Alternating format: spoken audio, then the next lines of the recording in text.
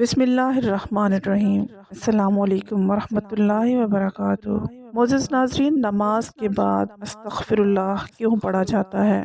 رسول اللہ صلی اللہ علیہ وآلہ وسلم کا فرمان ہے، اس شخص کے لیے سعادت ہے جو اپنے اعمال میں بہت استغفار پاتا ہے۔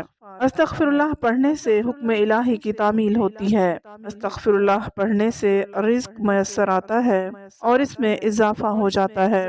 استغفر اللہ جنت میں داخلے کا پروانہ ہے۔ استغفر اللہ پڑھنے سے گناہ معاف ہو جاتے ہیں اور خطائیں مٹ جاتی ہیں اور مرنے کے بعد آدمی کے درجات کی بلندی کا باعث ہے۔ استغفر اللہ پڑھنے سے بلائیں اور مصیبتیں ٹل جاتی ہیں۔ استغفر اللہ پڑھنے سے دل کو پاکیزگی حاصل ہوتی ہے۔ استغفر اللہ پڑھنے سے بے اولادوں کو اولاد ملتی ہے۔ استغفر اللہ پڑھنے سے صحت و تندرستی قائم رہتی ہے اور انسان اپنے جسمانی اور روحانی قوتوں سے بھرپور فائدہ اٹھاتا ہے۔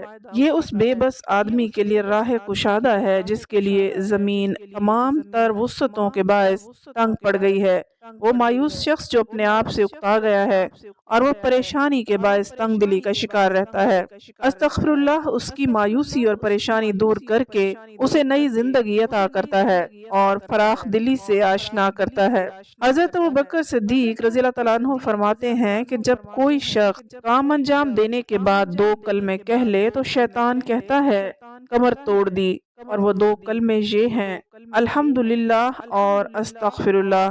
جہاں تک عبادتوں میں اپنی طرف سے کوتاہی کا تعلق ہے تو یاد رکھیں اللہ تعالیٰ کی خلقت اس کی ربوبیت کا حق ادا نہیں کر سکتی، لہٰذا ہماری طرف سے عبادات میں کوتاہیاں اور غلطیاں ہوتی ہیں، ان پر استغفار کرنا چاہیے۔ استغفر اللہ، استغفر اللہ، استغفر اللہ کہتے رہنا چاہیے۔ صرف نماز میں ہی کمی کوتاہی نہیں ہوتی، نماز کے علاوہ بھی ہم انسانوں سے بہت سارے گناہ ہو جاتے ہیں۔ جانے انجانے میں ہم بہت ساری ایسی غلطیاں کر دیتے ہیں جن کے لیے استغفار کرنا ضروری ہے۔ صحیح حدیث میں ہے کہ رسول خدا صلی اللہ علیہ وآلہ وسلم کا یہ معمول تھا کہ جب حضور صلی اللہ علیہ وآلہ وسلم نماز سے فارغ ہوتے تو فوراً 3 مرتبہ فرماتے۔ تو سوال یہ پیدا ہوتا ہے کہ استغفار کے معنی گناہوں سے معافی مانگنا۔ آدمی جب کوئی گناہ کرے تو استغفار کرے، جب کوئی غلطی کی ہو تو معافی مانگے، اور جب کوئی گناہ کیا ہی نہ ہو تو نماز کے بعد استغفار کا کیا مطلب ہے؟ اللہ جل شانہ کے حضور نماز پڑھی تو نماز کے بعد استغفار کیوں؟ وجہ در حقیقت یہ ہے کہ اشارہ اس بات کی طرف کرنا مقصود ہے کہ نماز تو بے شک ہم نے پڑھ لی، لیکن جیسا پڑھنے کا حق تھا وہ ہم سے ادا نہیں ہو سکا، لہٰذا ہماری نماز میں جو کوتاہی ہے اس پر ہم استغفار کرتے ہیں۔ حضرت عائشہ صدیقہ رضی اللہ عنہا نے نبی کریم صلی اللہ علیہ وآلہ وسلم سے پوچھا کہ عجیب بات ہے کہ رات تو کھڑے ہو کر اللہ تعالیٰ کی عبادت کرتے ہو تو صبح کو استغفار کس بات کا کرتے ہیں، اپنے گناہوں کا یا کسی اور بات کا؟ تو نبی کریم صلی اللہ علیہ وآلہ وسلم نے ارشاد فرمایا، اے عائشہ، وہ استغفار اپنی رات کو کی گئی عبادت کی وجہ سے ہے کہ رات کو کی گئی عبادت میں اللہ تعالیٰ آپ کی ربوبیت کا حق ہم سے ادا نہیں ہو سکا، اس واسطے ہم اس پر استغفار کرتے ہیں۔ قرآن کریم میں اللہ تعالیٰ نے اپنے بندوں کی تعریف کرتے ہوئے فرمایا ہے، یہ وہ لوگ ہیں جو رات میں بہت کم سوتے ہیں، یعنی رات کے وقت اللہ تعالیٰ کے دربار میں کھڑے ہوتے ہیں، عبادت کر رہے ہوتے ہیں، اللہ تعالیٰ کے حضور میں نماز پڑھ رہے ہوتے ہیں، سحری کے وقت وہ اللہ کے حضور استغفار کرتے ہیں۔ خود نبی کریم صلی اللہ علیہ وآلہ وسلم ساری رات کھڑے رہتے، پاؤں پر ورم آ جاتا، مگر پھر فرما رہے ہیں کہ اے اللہ، ہم آپ کی عبادت کا حق ادا نہیں کر سکے، اے اللہ، ہم آپ کی معرفت کا حق ادا نہیں کر سکے۔ جب نبی کریم صلی اللہ علیہ وآلہ وسلم عبادت کا حق ادا نہیں کر سکے تو ہم اور آپ کس طرح ادا کر لیں گے؟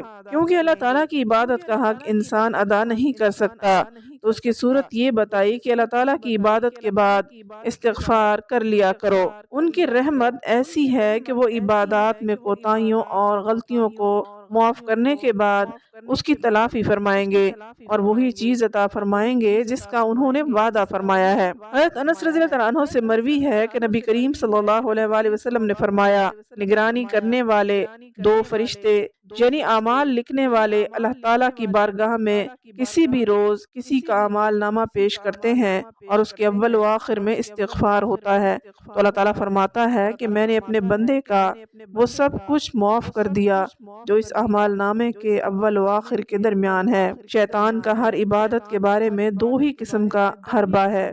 ایک حربہ یہ ہے کہ وہ عبادت کے بارے میں بندے کو تکبر میں مبتلا کر دے کہ میں بڑا عبادت گزار ہو گیا، میں نے اللہ کی بڑی عبادت کی۔ بندے کے دل میں عبادت پر ناز اور گھمنڈ پیدا کر دیتا ہے تو الحمدللہ کا لفظ شیطان کی کمر توڑ دیتا ہے کہ جو میں نے کیا در حقیقت توفیق کسی اور کی ہے، یہ سب کچھ اس کی عطا ہے۔ دوسرا حربہ شیطان کا یہ ہوتا ہے کہ شیطان اس بات پر لگا دیتا ہے کہ تیری عبادت کیا، تیری نماز کیا، تیرا سجدہ کیا، اور اس عبادت کی ناقدری کرا کر دل میں مایوسی پیدا کروا دیتا ہے کہ ساری عمر ہو گئی نماز پڑھتے پڑھتے، لیکن نماز پڑھنے کا جو حق تھا وہ ہم سے ادا نہ ہو سکا۔ یہ وہ حق ادا نہیں ہوتا تو نماز پڑھنے کا کیا فائدہ؟ یہ مایوسی شیطان دل میں پیدا کرتا ہے۔ اس کا علاج حضرت ابوبکر صدیق رضی اللہ عنہ نے استغفر اللہ کے ذریعے بتا دیا کہ عبادت میں جو کوتاہی ہو اس پر اللہ تعالیٰ سے استغفار کرو۔ ایک حدیث مبارکہ میں جناب رسول اللہ صلی اللہ علیہ وآلہ وسلم نے ارشاد فرمایا کہ جو کوئی استغفار کو لازمی پکڑے، اللہ تعالیٰ اس کے لیے ہر تنگی میں آسانی، ہر غم سے دوری کا سامان پیدا فرمائیں گے اور اسے ایسی جگہ سے رزق نصیب فرمائیں گے جہاں اس کا گمان بھی نہ ہوگا۔ دوسری حدیث مبارکہ میں ارشاد فرمایا گیا ہے، قیامت کے روز جو شخص اپنے نامہ اعمال میں استغفار کی کثرت پائے اس کے لیے خوشخبری ہے۔ استغفار کا عمل اللہ تعالیٰ کو بے حد محبوب ہے۔ ایک حدیث مبارکہ میں جناب نبی کریم صلی اللہ علیہ وآلہ وسلم نے ارشاد فرمایا، جب بندہ اللہ تعالیٰ سے توبہ کرتا ہے تو اس کی توبہ سے رب کریم اس طرح خوش ہوتے ہیں جتنا تم میں سے کوئی اس وقت ہوتا ہے جب وہ اپنی سواری پر جنگل و بیابان میں جا رہا ہو، اچانک وہ سواری اس سے گم ہو جائے، اس حال میں کہ اس پر اس کا کھانا اور پینا بھی ہو، وہ اس کی واپسی سے مایوس ہو جائے اور ایک درخت کے سائے میں آ کر لیٹ جائے، ابھی وہ اسی حال میں ہو کہ دفعتاً دیکھے وہ سواری اس کے پاس کھڑی ہے، بس وہ اس کی لگام تھام لے، پھر مسرت اور شادمانی کی حالت میں یہ کہہ اٹھے، اے اللہ، آپ میرے رب اور میں آپ کا بندہ ہوں۔ رسول اللہ صلی اللہ علیہ وآلہ وسلم نے اپنے مبارک عمل سے بھی امت کو استغفار کی طرف متوجہ کیا۔ ایک اور حدیث میں ارشاد فرمایا، اے لوگو، اللہ کے سامنے توبہ کرو، بے شک میں بھی دن میں 100 مرتبہ توبہ کرتا ہوں۔ اللہ تعالیٰ ہم سب مسلمانوں کو نیک اعمال کرنے کی توفیق عطا فرمائے، آمین۔ ویڈیو پسند آئی ہو تو لائک اور شیئر ضرور کر دیں۔ اگلی ویڈیو تک اجازت دیں، اللہ حافظ۔